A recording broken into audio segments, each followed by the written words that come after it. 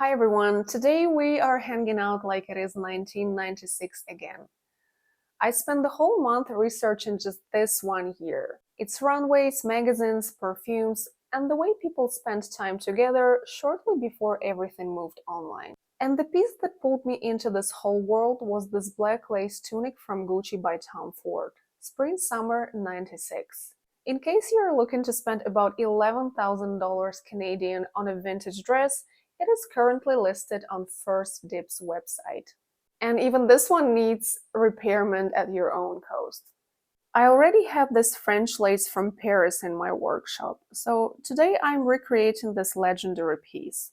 But not as an isolated garment, as I so will look at the world around it. While I was preparing the details, I started thinking about how we spent summers back then, when we were schoolgirls. In 1996, hanging out still meant being physically in the same place. Usually it also meant making something together. Bracelets out of beads, flipping through magazines, or baking cakes during school vacations. No video instructions, no apps, just our mom's recipe books. We were about 9 or 10 at the time, but believe it or not, we never had a failed cake. Always success, always a good time, especially once the cake was already in the oven. So, before I get back to this lacy situation, I'm going to make the cake that reminds me of that time.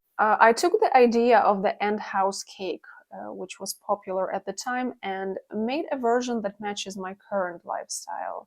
So I'm not trying to make a historically accurate reconstruction. The point is to remember a slower kind of hanging out together, with more physical rituals, making something, waiting for it, talking while the smell fills the room. And while our cake is baking, we have enough time to talk about the 96 fashion and perfumery. Some media want us to believe that the late 1990s were minimalism and clean lines. But in reality, the 96 fashion runways were populated with characters so diverse, they could be opposites of each other. I had a really fun time making these slides.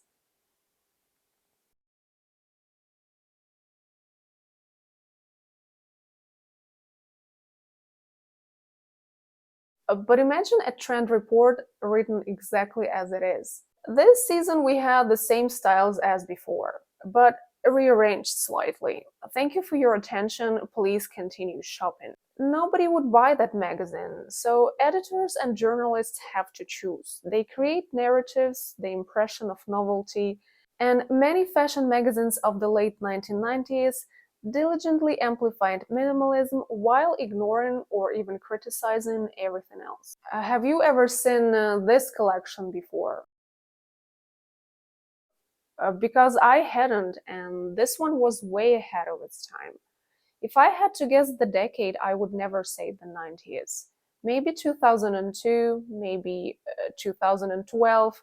You could tell me this was an independent label from 2026, and I would believe you. That's why reducing fashion decades to one term doesn't work. 1996 wasn't minimalist, it contained minimalism. But it also contained many other fashion worlds we were not shown nearly as much in fashion media.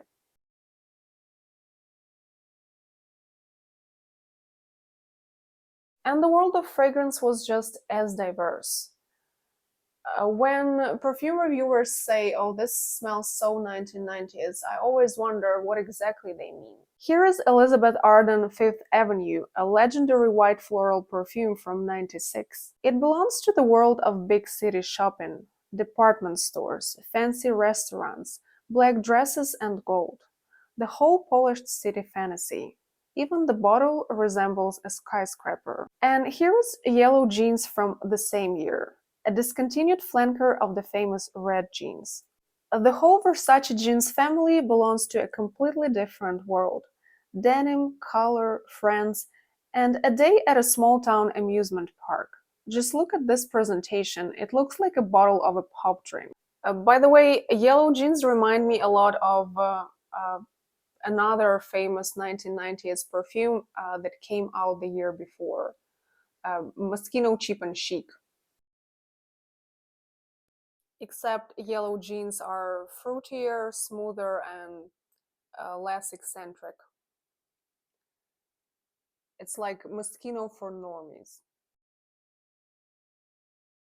So not every perfume from that time was revolutionary. Some of them just smelled nice, had their moment, and then quietly discontinued. But 96 also gave us several major fragrance releases that stood the test of time and are still around today. Organza by Givenchy, Django l'Elephant by Kenzo, Allure by Chanel, Champs-Élysées by Guerlain, Acqua di Gio pour Homme by Giorgio Armani, and Angel Man by Mugler. And now when our cake is ready, let's sit down with the magazines.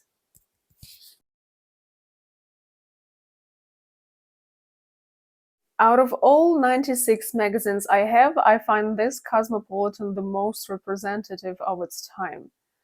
Because it was trying to be not just a magazine, but a life manual for a contemporary woman. And this is what 96 woman was carrying in her purse, at least according to Cosmopolitan.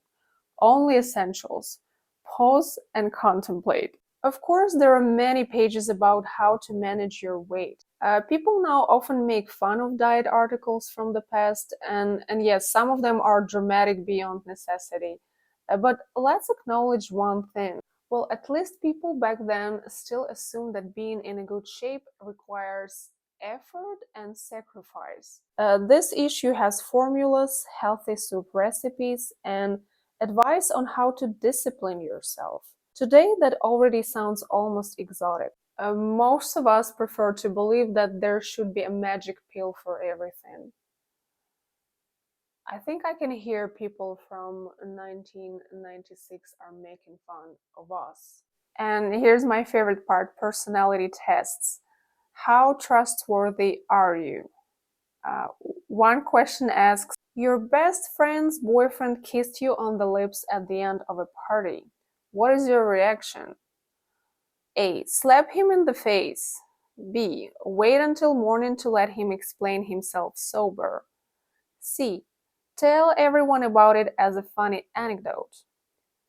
D. You can't wait to see him again. Well, if he was drunk and it happened only once, I think I would just ignore it. But as we can see, in 96 there was no such option. You had to react somehow and ideally overreact.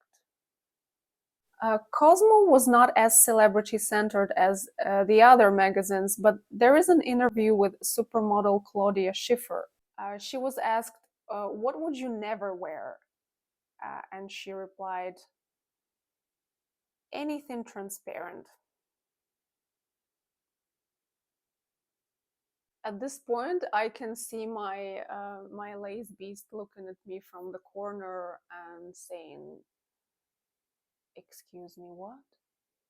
So let's visit it and see how it's doing. And here it is. A spring-summer 96 Gucci-inspired lace tunic.